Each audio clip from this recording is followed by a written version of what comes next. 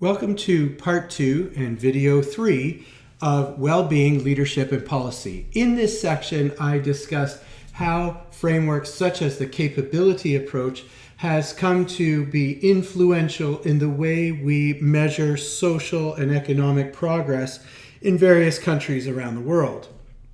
First, we'll start with the concept of the good life, la dolce vita.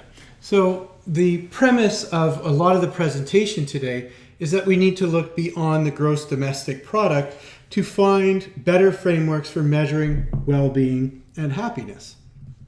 We'll look at 3 different examples of this measure. I will give you at least 3 different examples of how well-being and happiness are being measured in other countries around the world. In this particular video, researchers from the Open University in the UK talk about things, and they ask people what makes you happy, and when do you feel happy, how many times a day do you feel happy.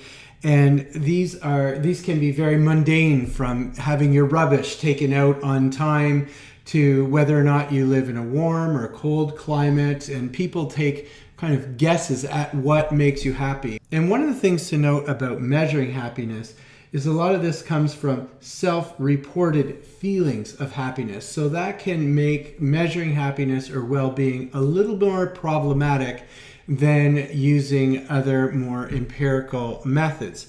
However, combining qualitative research methods and statistical research methods and doing these surveys, reflecting on the surveys and the qualitative interviews will help us better measure things such as happiness and well-being moving forward. For example, Bhutan's Gross National Happiness Index is a series of qualitative research and was developed with the help of Sabine Alkir, who is a capabilitarian.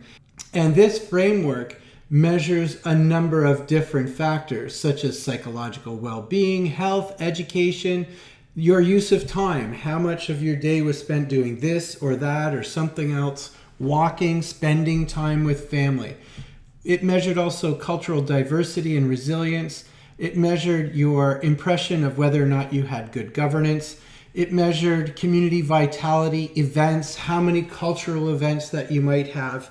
And it coalesced all of these ideas and came up with a measure of the happiness that was going on in Bhutan. Now, Bhutan is a smaller country for sure, but it is a great start in deciding how happiness can be measured through not only self-reporting, but events and things that happen in people's lives and their impression of what those events are. The Sarkozy Commission was developed to measure real household income. So while you might do self-reporting in Bhutan's Gross National Happiness Index, you might take a different approach to deciding how much things are really worth. So for example, if you were to look at the average real household income versus GDP, so how much was each household making rather than an average over the whole country. But you could go even further and you could say, what is the distribution within the household? So what is the distribution of non-market household work? So what is the value of the person who does the cooking in the family? What is the value of having somebody there to care for children or adults that need special care? When you look at the aggregate of the GDP, it measures the overall country. And this is problematic because of globalization and foreign profiteers.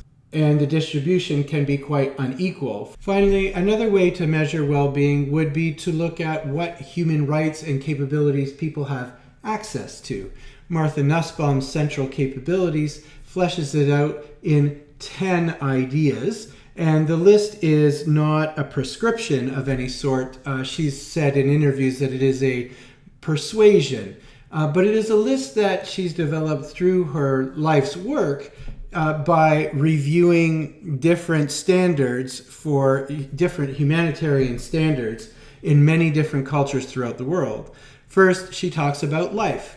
Well, is it worth living, and can you live to the end of a normal life? And this means that you don't die prematurely. Bodily health. This means having access to nourishment, shelter, reproductive health. Bodily integrity. This is where you have the opportunity to move freely from place to place, depending on where you live and what neighborhood you live in, who you are. This can have great variations. Senses, imagination, and thought is the fourth capability, and this is your access to knowing things like how to read, how to do math, how to do science, arts, and also how to imagine a future. I would argue also your ability to plan, whether it's to plan your day, to plan a meal, to plan an event, to plan for a job interview.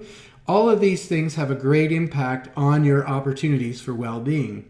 Number 5 would be emotions. This is the opportunity to love, the opportunity to grieve, to experience longing, gratitude, anger, and to not be blighted by fear. In other words, being so fearful that you're not able to go out and enjoy life. Practical reason, so this, I'm coming back to senses, imagination, and thought. So this could be, for example, your ability to plan and engage in critical reflection. Affiliation is something that Nussbaum talks about as an architectonic capability. It meaning that it affects all of the other capabilities, because having affiliations with people that can help you plan, that can teach you to read, that can teach you to experience longing. Affiliation, we know, enables networks. It can enable self-respect. Affiliation also gives you the right to assembly and the right to not being discriminated against. Nussbaum includes other species. So, what is your ability to live and show concern for other species? Also, number 9, to play, have time to enjoy recreational activities. You see this on a lot of happiness indices where they say, how much time did you spend in your day relaxing or enjoying something you love? Finally, number 10, control over one's environment. So what ability do you have to vote? Do you have the ability to own something? And is it protected for you? And do you have opportunities for equal employment? So this image here was drawn as a cartoon strip by one of my students in Ways of Doing last year. And this is sort of a North American vision for the capability approach by Martha Nussbaum.